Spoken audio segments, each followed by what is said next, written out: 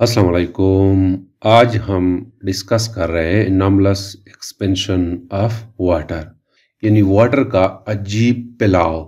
जब हम लिक्विड्स को गर्म करते हैं तो हम देखते हैं कि लिक्विड्स एक्सपेंड होते हैं, उसका वॉल्यूम इंक्रीज होता है, और जब वॉल्यूम इंक्रीज होता है तो डेंसिटी कम हो जाती है। और जब हम लिक्विड्स का टेम्परेचर कम करते हैं तो वो कंट्रैक्ट होते हैं, वॉल्यूम डिक्रीज होता है, डेंसिटी इंक्रीज होती है। जैसे कि फॉर एग्जांपल मैं सपोज कर रहा हूं कि हमारे पास लिक्विड है जिसकी मास मैं कंसीडर कर रहा हूं 4 किलोग्राम, और इसका वॉल्यूम जो है V it is equal to 2 metre cube या 2 सेंटीमीटर क्यूब। मैं कंसीडर करता हूं 2 सेंटीमीटर क्यूब, और टेम्परेचर मैं रूम टेम्परेचर कंसीडर करता हूं। अब मैं इसको हीट देता हूं, इसका टेम्परेचर मैं इंक्रीज करता हूं, तो टेम्परेचर की इंक्रीज होने से लिक्विड्स जो है वो एक्सपेंड हो जाते हैं। जब लिक्विड एक्सपेंड होता है तो इसका वॉल्यूम इंक्रीज होता है। मैं सपोज कर रहा हूं कि वॉल्यूम जो है वो 2 सेंटीमीटर क्यूब से इंक्रीज होकर 4 सेंटीमीटर क्यूब बन जाता है। अब अगर इस केस में मैं डेंसिटी को फाइंड आउट करना चाहूं तो density will be equal to mass per unit volume. मास जो है 4 किलोग्राम है, यहाँ पे मैंने किलोमीटर लिखा है लेकिन ये किलोग्राम है, और नीचे वॉल्यूम है, वॉल्यूम 2 सेंटीमीटर क्यूब है। तो डेंसिटी जो है it is equal to 2 kilogram per centimetre cube. अब जब हम टेम्परेचर इंक्रीज करते हैं तो वॉल्यूम इंक्रीज होता है। तो फिर इस सिचुएशन में अगर मैं डेंसिटी को फाइंड आउट करना चाहूँ तो मास पर यूनिट वॉल्यूम हो जाता है। मास वही होता है, जस्ट लिक्विड्स एक्सपेंड होते हैं। तो 4 किलोग्राम है, और वॉल्यूम जो है it is equal to 4 centimetre cube. तो यहाँ पे मैं लिखता हूँ कि 1 किलोग्राम पर सेंटीमीटर क्यूब हो जाती है।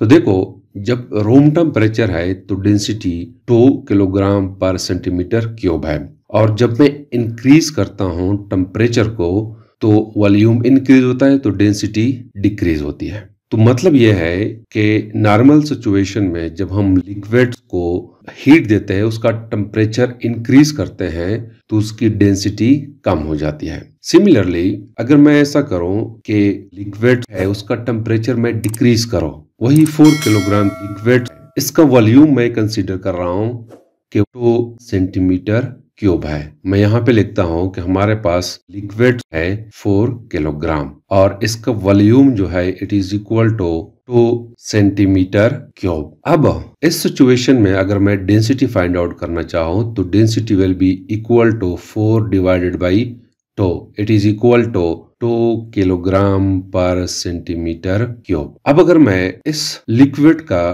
टेम्परेचर डिक्रीज करूं तो फिर इस सिचुएशन में वॉल्यूम कम हो जाता है।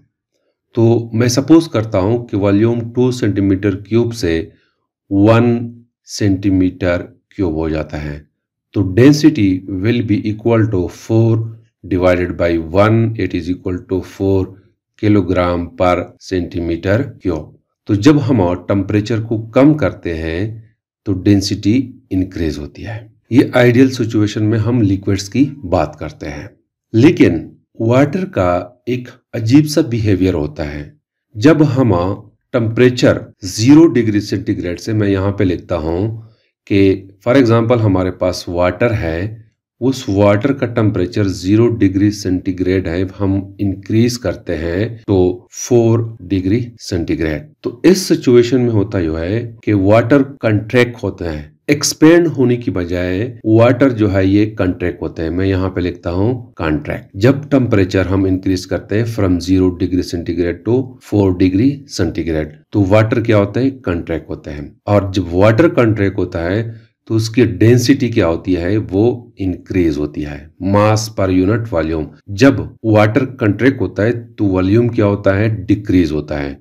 मैं यहाँ पे लिखता हूँ कि वॉल्यूम यहाँ पे डिक्रीज होता है। तो जब वॉल्यूम डिक्रीज होता है तो डेंसिटी इंक्रीज होती है। तो मतलब यह है कि वाटर की केस में डेंसिटी जो है मैक्सिमम 4 डिग्री सेंटीग्रेड पे होती है। इसके बाद जब हम टेम्परेचर को मज़ीद इंक्रीज करते हैं, मैं सपोज करता हूँ कि 27 डिग्री सेंटीग्रेड पे ले आते हैं, तो 4 डिग्री सेंटीग्रेड से अबाव अगर टेम्परेचर है तो वाटर एक्सपैंड होता है। एक्सपैंड मीन्स के वॉल्यूम जो है ये इंक्रीज होता है, और जब वॉल्यूम इंक्रीज होता है तो डेंसिटी डिक्रीज होती है। वाटर की इस बिहेवियर को एनॉमलस बिहेवियर कहते हैं। इसके पर अगर हम ऐसा करें कि लेट सपोज हमारे पास वाटर है, उसका टेम्परेचर 27 डिग्री सेंटीग्रेड है, हम क्या करते हैं कि इस वाटर का टेम्परेचर डिक्रीज करते हैं। तो जब हम टेम्परेचर डिक्रीज करते हैं तो होता यू है कि वाटर कंट्रैक्ट होते हैं। मैं सपोज करता हूं कि 27 डिग्री सेंटीग्रेड से 4 डिग्री सेंटीग्रेड पे जब हम वाटर को ले आते हैं उसका टेम्परेचर, तो वाटर कंट्रैक्ट होते हैं। तो जब वाटर कंट्रैक्ट होता है तो वॉल्यूम जो है वो डिक्रीज होता है। तो जब वॉल्यूम डिक्रीज होता है तो डेंसिटी इस सिचुएशन में इंक्रीज होती है। अब हम जब 4 डिग्री सेंटीग्रेड से टेम्परेचर को कम करते हैं, 0 डिग्री सेंटीग्रेड पे ले आते हैं, तो वाटर एक्सपेंड हो जाते हैं। वाटर क्या होते हैं? एक्सपैंड हो जाते हैं। मीन्स के इसका वॉल्यूम जो है वो इंक्रीज होता है। तो जब वॉल्यूम इंक्रीज होता है तो मीन्स के डेंसिटी कम होती है। 0 डिग्री सेंटीग्रेड पे वाटर की डेंसिटी सबसे कम होती है और 4 डिग्री सेंटीग्रेड पे वाटर की डेंसिटी मैक्सिमम होती है। और 4 डिग्री सेंटीग्रेड पे वाटर फ्रीज हो जाते हैं। वाटर का फ्रीजिंग पॉइंट 0 डिग्री सेंटीग्रेड है और ये आइस में कन्वर्ट हो जाता है। तो आइस की डेंसिटी कम है, इसी वजह से आइस पानी में डूबता नहीं है। It floats on the surface of water. जैसे कि हम रोजमर्रा जिंदगी में देखते हैं, जब हम पानी को ठंडा करते हैं उसमें हम बर्फ डालते हैं तो बर्फ जो है वाटर के अपर सरफेस में फ्लोट करता है। ये इसी वजह से कि बर्फ का वॉल्यूम ज्यादा होता है और डेंसिटी कम होती है। अगर बर्फ की डेंसिटी ज्यादा होती तो वो वाटर के बॉटम में होते, लेकिन हम देखते हैं कि बर्फ जो है it float on the water. इसका एक एडवांटेज है कि फॉर एग्जांपल हमारे पास लेक है या दरिया है या समंदर है, उसके अंदर मुख्तलिफ किस्म के एनिमल्स रहते हैं। अब जब टेम्परेचर कम हो जाता है तो वाटर का अपर लेवल जो है वो जल्दी ठंडा हो जाता है और वो बर्फ बन जाता है। और उस बर्फ के नीचे पानी जो है वो ठंडा नहीं होता, वो नॉर्मल रहता है। चूंकि सबसे पहले अपर सरफेस पे जो वाटर है वो ठंडा होके बर्फ बन जाता है और उसके नीचे जो पानी है वो उस तरह की नॉर्मल सिचुएशन में रहता है। तो इसी वजह से पानी के अंदर जितने भी एनिमल्स होते हैं वो सेफ होते हैं। तो ये एक एडवांटेज है एनॉमलस एक्सपेंशन ऑफ वाटर का। अब क्वेश्चन ये है कि why water shows the anomalous behaviour. मतलब ये है कि वाटर में ऐसा बिहेवियर क्यों है, क्यों वाटर 0 डिग्री सेंटीग्रेड से 4 डिग्री सेंटीग्रेड तक कंट्रैक्ट होता है और जब हम टेम्परेचर को 4 डिग्री सेंटीग्रेड से 0 डिग्री सेंटीग्रेड पे ले आते हैं तो तब एक्सपेंड होता है। ऐसा क्यों है? इसकी मेन वजह हाइड्रोजन बॉन्डिंग है।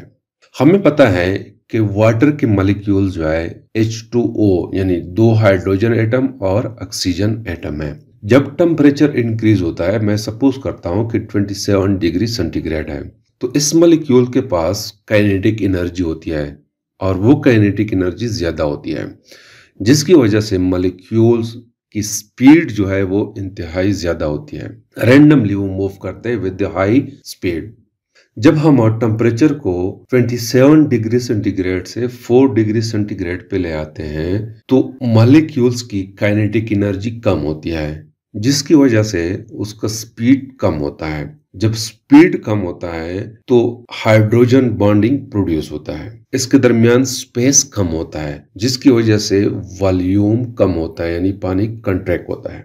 अब जब 4 डिग्री सेंटीग्रेड से हम मजीद नीचे ले आते हैं तो इस सिचुएशन में क्रिस्टलाइन फॉर्म इख्तियार कर लेता है वाटर। तो इस सिचुएशन में वाटर क्रिस्टल फॉर्म इख्तियार कर लेता है, यानी कि उसके दरमियान हाइड्रोजन बॉन्डिंग स्ट्रांग हो जाती है और वो एक खास तरतीब के साथ जो है अरेंज होते हैं। उस तरतीब के दौरान एक दूसरे के दरमियान जो फासला है वो इंक्रीज होता है। जब फासला यानी स्पेस जो है मॉलिक्यूल्स के दरमियान इंक्रीज होता है तो पानी एक्सपैंड होता है। तो जब एक्सपैंड होता है तो वॉल्यूम इंक्रीज होता है। जब वॉल्यूम इंक्रीज होता है तो डेंसिटी कम हो जाती है। मेन वजह यह है कि हाइड्रोजन बॉन्डिंग प्रोड्यूस होते हैं और एक खास तरतीब के साथ जो है वो अरेंज होते हैं मॉलिक्यूल्स, और जब तरतीब में आते हैं तब उसके दरमियान एक स्पेस क्रिएट होता है। उस स्पेस की वजह से मॉलिक्यूल्स एक दूसरे से दूर जाते हैं, जैसे कि आपको स्क्रीन पे नजर आ रहा है।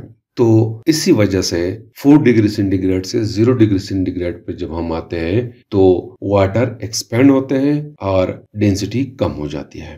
तो it's all about the anomalous expansion of water. Thank you.